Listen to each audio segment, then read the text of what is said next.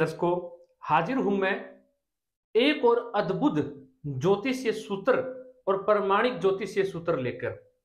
ज्योतिष का अद्भुत ज्ञान आज मैं आपको फिर से देने वाला हूं प्रिय दर्शकों, इस कार्यक्रम के माध्यम से।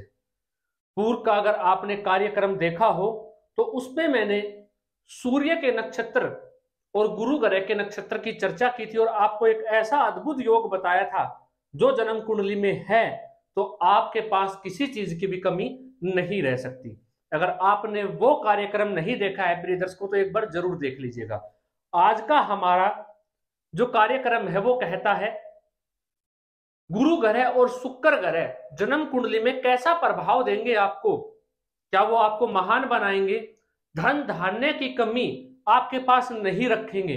ये मैं कह रहा हूं, अगर ये योग आपकी कुंडली में है, धन से संपन्न, ऐश्वर्य से संपन्न, सुख सुविधाओं से संपन्न आप रहने वाले हैं। लेकिन आध्यात्मिक की दृष्टि से अगर हम देखेंगे तो वहां कहीं ना कहीं मुझे कमी नजर आएगी, परेशानी दिखेगी। प्रिय दर्शकों, आज का ये अद्भुत ज्योतिषीय सूत्र, अद्भुत ज्ञान जो हमारे ग्रंथों में लिखा हुआ, जो हमारे ऋषियों ने हमें दे दिया, वो आज हम जानने जा रहे हैं। प्रिय दर्शकों, अगर मृगशिरा नक्षत्र जन्म कुंडली में आपके, मृगशिरा नक्षत्र जिसके 2 चरण वृषभ राशि में आते हैं और 2 चरण मिथुन राशि में आते हैं। अब आप जानते हैं देवगुरु बृहस्पति क्या है और मृगशिरा नक्षत्र मंगल का नक्षत्र है। लेकिन देवगुरु बृहस्पति का जो मूल स्वभाव है वो क्या है? धर्म से जोड़ना, आध्यात्मिक की ओर लेके जाना, जातक को भगवान के सानिध्य में रखना, ये देवगुरु बृहस्पति का कार्य है। लेकिन वही आप जानते हैं शुक्र का क्या कार्य है? भोग विलासिता में डालना, भौतिक सुखों की ओर बढ़ावा देना। ये मेन स्वभाव शुक्र का है। ये इस स्वभाव की बात कर रहा हूं प्रिय दर्शकों। अब यही जब मृगशिरा नक्षत्र जो मंगल का नक्षत्र है, जिसके 2 चरण वृषभ राशि जो शुक्र की स्वयं की राशि है और मिथुन राशि में 2 चरण जो शुक्र के मित्र राशि है, लेकिन देवगुरु बृहस्पति की अति शत्रु राशि, लेकिन फिर भी मंगल के नक्षत्र में देवगुरु बृहस्पति सर्वश्रेष्ठ प्रभाव देते हैं। लेकिन यहाँ पे अंतर क्या आ गया प्रिय दर्शकों? विकृति आ जाएगी। देवगुरु बृहस्पति के जो स्वभाव है वो बदल जाएगा। यहाँ पे क्या बदल जाएगा, क्या परेशानी आ जाएगी, ये जान लीजिए। धार्मिक होगा, धन धान्य वो तो मैं आपको शुरुआत में ही बता चुका हूं। उस चीज की तो कमी जातक के पास रहने ही नहीं वाली है। वो सारी सुख सुविधाएं तो उसके पास रहेगी। लेकिन प्रिय दर्शकों, यहाँ पे देवगुरु बृहस्पति के हो जाने से मंगल के नक्षत्र में जातक धर्म भी करेगा, धार्मिक भी रहेगा, आध्यात्मिक भी रहेगा, ज्ञानी भी रहेगा, बेहद बुद्धिमान भी रहेगा। लेकिन ऐसा जातक जो धर्म के कार्य करेगा, कह लीजिए या डोनेट करेगा कुछ भी अपने जीवन में, वो सिर्फ और सिर्फ दिखावे के लिए करेगा। प्रिय दर्शकों, उसमें दिखावा छुपा हुआ रहेगा, क्योंकि मंगल के नक्षत्र में बैठ जाने से देवगुरु के अंदर विकृति आ जाएगी और वो अपने मूल स्वभाव से बदल जाएंगे। ये नहीं कह रहा उसके पास धन धान्य नहीं होगा, वो सब कुछ होगा, लेकिन वो धार्मिक भी होगा। लेकिन धार्मिक में भी वो दिखावा ज्यादा करना पसंद करेगा, दिखावे के साथ चलना पसंद करेगा। वही शुक्र भोग है, ऐश्वर्य, लेकिन अगर भोग की दिशा ठीक ना हो, भोग करने का तरीका सही ना हो, सुख सुविधाओं को भोगने का तरीका ठीक ना हो, तो वो भी जातक को कहीं ना कहीं परेशानी में डाल देता है, बाधाओं और दिक्कत में डाल देता है।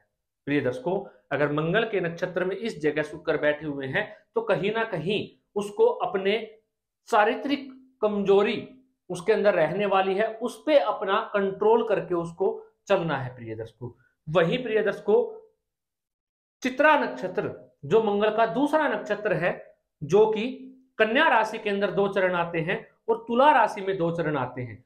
एक राशि में शुक्र नीच के हो जाते हैं और एक राशि में शुक्र अपनी मूल त्रिकोण राशि में चले जाते हैं। वहीं देवगुरु बृहस्पति कन्या को अपना शत्रु मानते हैं, कन्या राशि को, वही तुला राशि को भी अपनी शत्रु राशि मानते हैं देवगुरु बृहस्पति।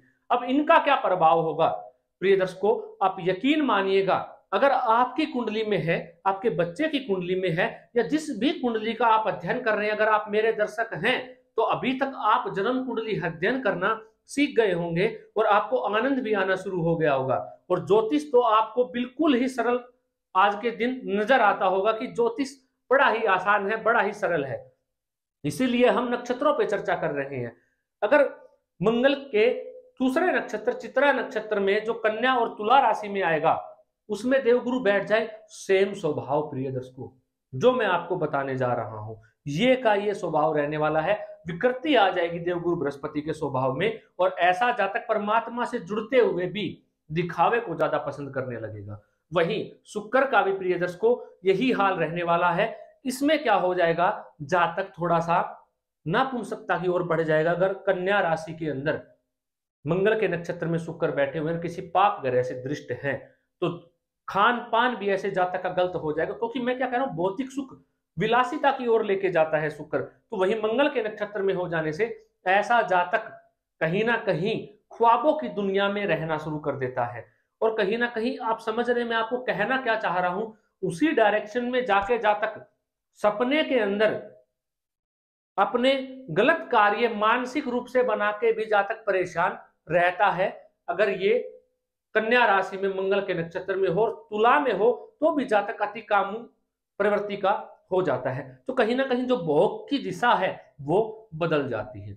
वही प्रिय दर्शकों जो मंगल का तीसरा नक्षत्र है धनिष्ठा नक्षत्र, जिसके 2 चरण मकर राशि में आते हैं, 2 चरण कुंभ राशि में आते हैं, यहां क्या प्रभाव होगा प्रिय दर्शकों, एक राशि में देवगुरु बृहस्पति नीच के होते हैं और दूसरी राशि में देवगुरु बृहस्पति उच्च के समान फल देते हैं।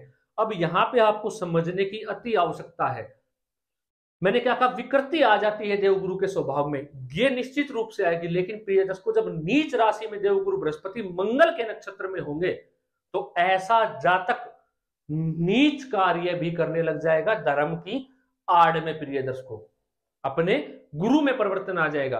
वहीं अब कुंभ में चले जाएंगे देवगुरु बृहस्पति, तो क्या करेगा, ऐसा जातक मैंने कहा था दिखावा कर रहा होगा, लेकिन ऐसा जातक उच्च लेवल का दिखावा करेगा, बड़े लेवल पे दिखावा करने के लिए बाध्य हो जाएगा मंगल के नक्षत्र में अगर देवगुरु बृहस्पति बैठे हुए हैं कुंभ राशि के अंदर।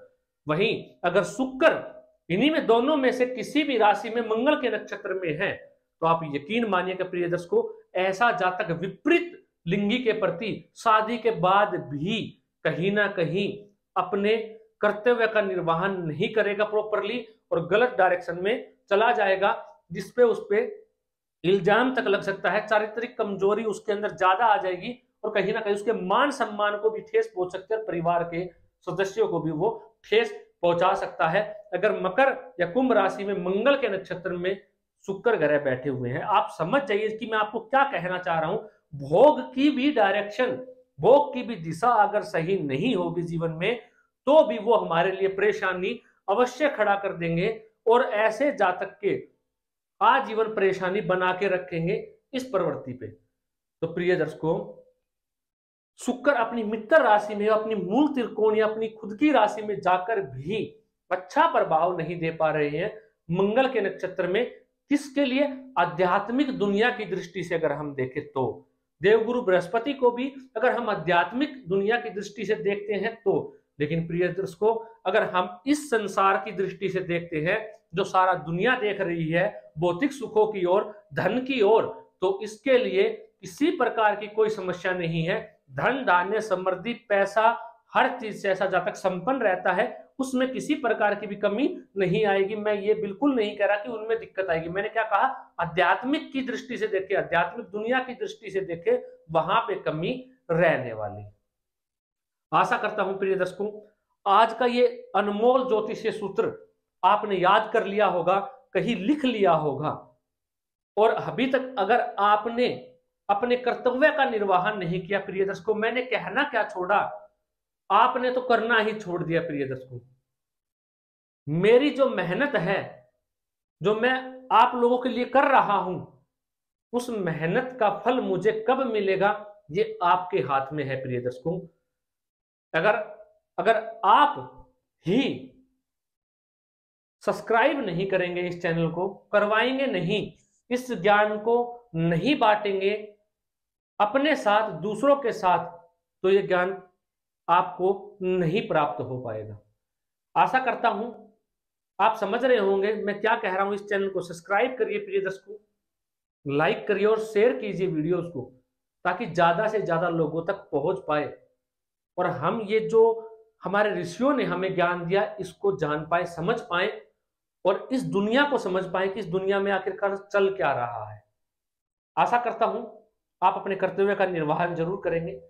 आज के लिए इतना ही प्रिय दर्शकों, इजाजत दीजिए, मुझे मिलता हूं कोई नया और अद्भुत कार्यक्रम लेकर। नमस्कार।